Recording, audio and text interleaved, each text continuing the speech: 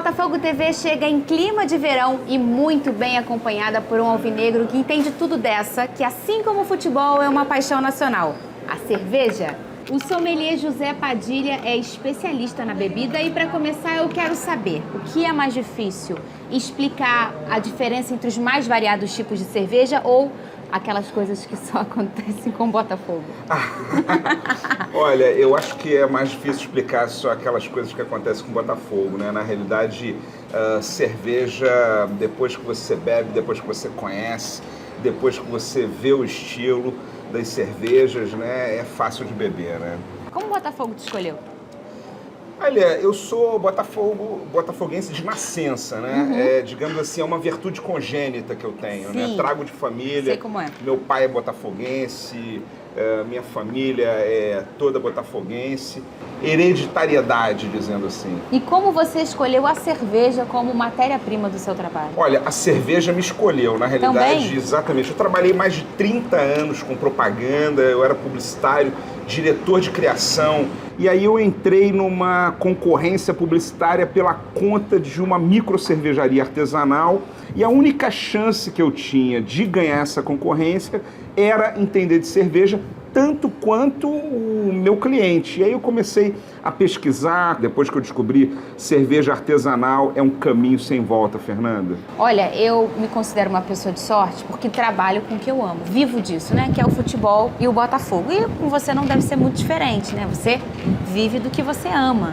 Mas tem muita gente que comenta que viver do seu hobby às vezes mata um pouco o prazer. Como é que você lidar com isso?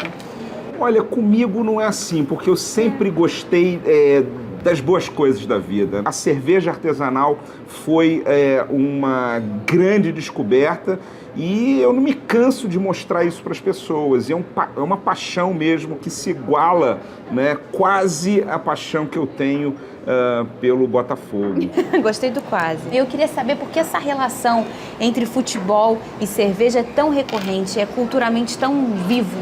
Olha, porque eu acho que assim, a gente bebe para comemorar, a gente bebe para esquecer. Quero deixar claro aqui para todo mundo aí que está em casa que a gente está falando de beber com moderação, né?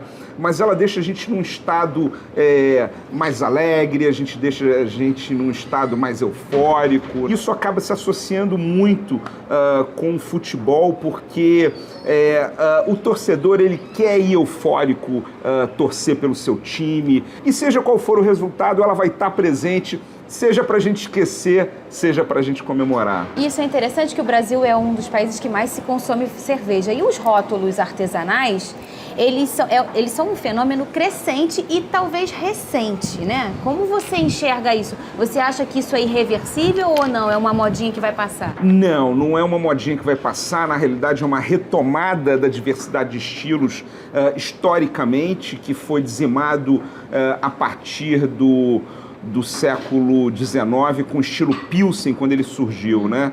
Em 1842 já existia uma diversidade gigantesca de estilos. Hoje o ser humano está voltando a descobrir a diversidade através da cerveja, a diversidade de estilos.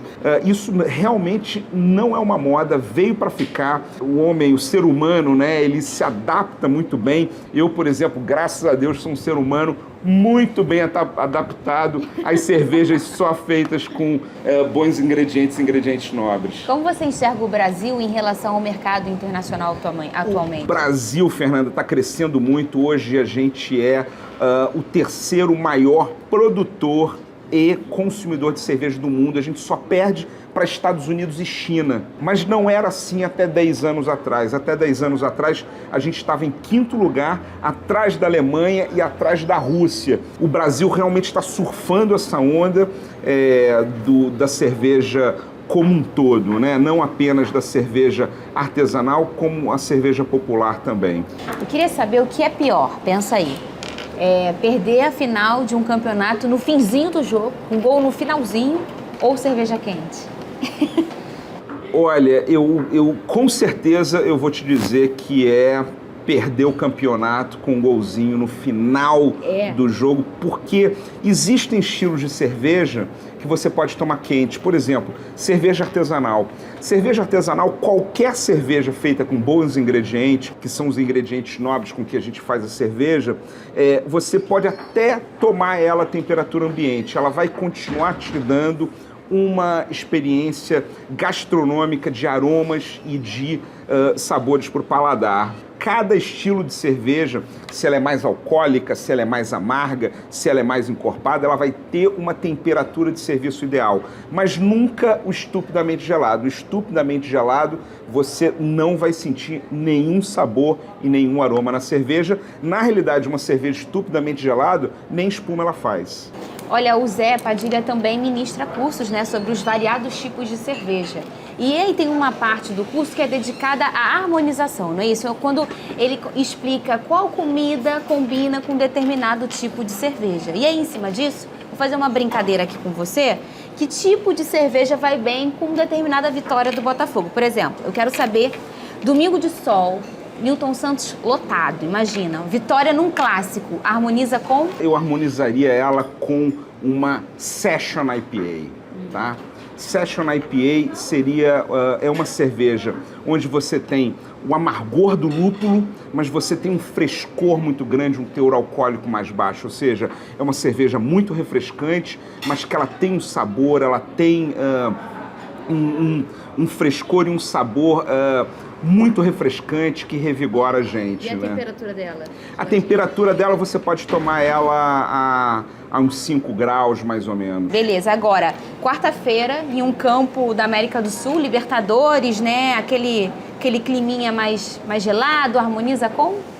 Olha, eu tomaria nessa hora uma Amber Ale, né? Uma Amber Ale, que é uma cerveja onde você vai ter os maltes mais tostados, um pouquinho mais... Esse tostado vai trazer um pouquinho mais de aquecimento, um pouquinho mais de sabor de casca de pão, mais torradinha, assim. Mas, apesar disso, é uma cerveja saborosa para você tomar, talvez, numa temperatura um pouquinho mais alta aí de 7 graus, 8 graus, mais ou menos. Cavadinha do louco na final contra o Flamengo. Opa! Isso aí eu harmonizaria com uma Imperial IPA, que é o meu estilo favorito, que é essa cerveja que eu tô tomando aqui. Ai, brindamos que prazer maravilhoso, cara. Na cavadinha você estava tomando qual, lembra? Olha, naquela época eu não tomava ainda cerveja artesanal, né? Eu acredito que naquela época eu estava tomando alguma cerveja popular. Tava só comemorando mesmo. Tava só comemorando, eu Isso é devia o que estar importa. dando pulos de alegria ali. Gol do Maurício 89.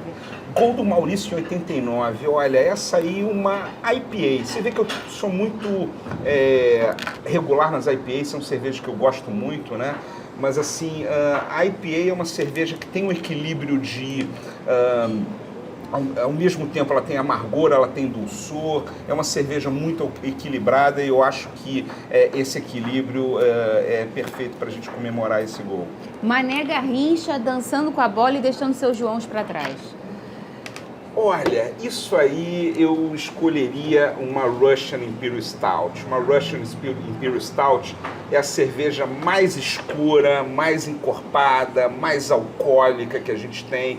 É uma cerveja que espetacular, é uma cerveja que geralmente é a cerveja mais cara aí dos portfólios. Eu escolheria uma Russian Imperial Stout. E se você pudesse escolher qualquer cerveja do mundo para harmonizar com a Estrela Solitária, qual seria? Olha, se diz uma marca de cerveja? O que você quiser, estilo com o de escudo mais cerveja? lindo do mundo. Olha, eu tenho uma cerveja do coração que eu acho que eu vou dedicar essa entrevista a ela, tá?